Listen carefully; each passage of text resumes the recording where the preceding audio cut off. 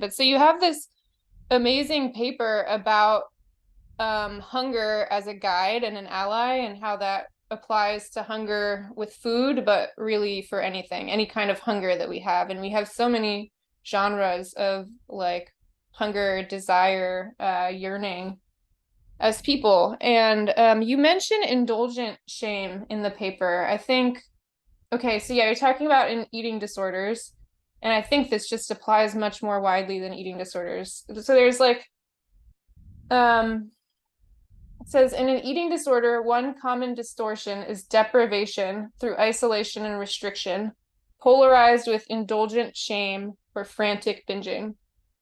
So when I read that, I had never heard somebody refer to shaming as or shame as indulgent before, but that really resonated for me, especially when I thought about periods of like binge eating and overeating for me. There was this very like satisfying, fun, rebellious, really indulgent kind of quality to it for me that I had never named or quite really understood until I read this paper. So I'm curious what you would say about indulgent shame.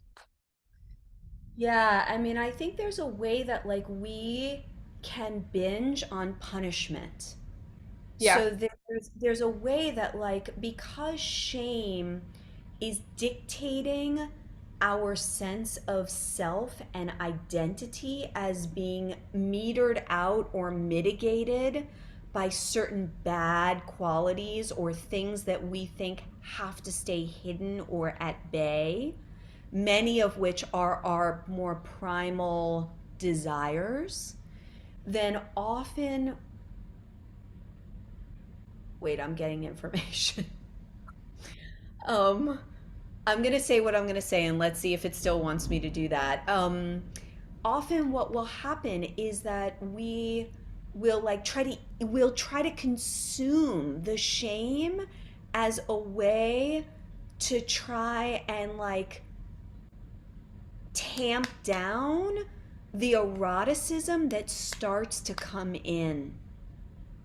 And so, eating disorders, whether it's restriction, overeating, purging, laxative use, it doesn't matter, or the oscillation or the dance between those things.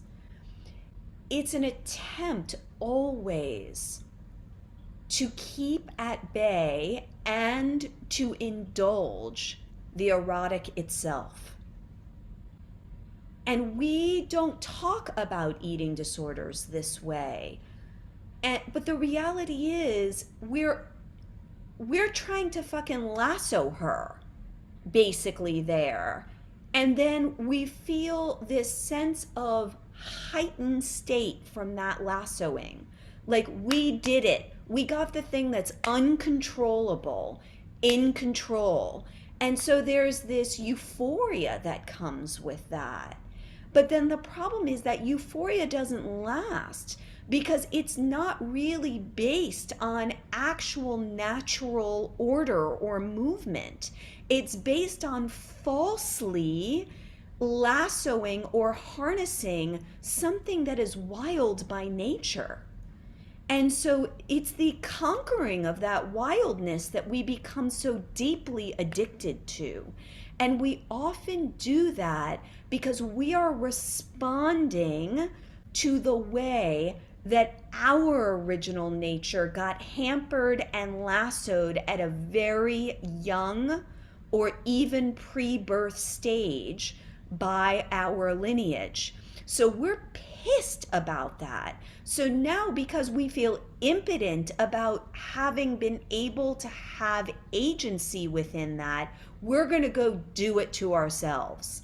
And indulgent shame is one of those ways that we love to do it to ourselves.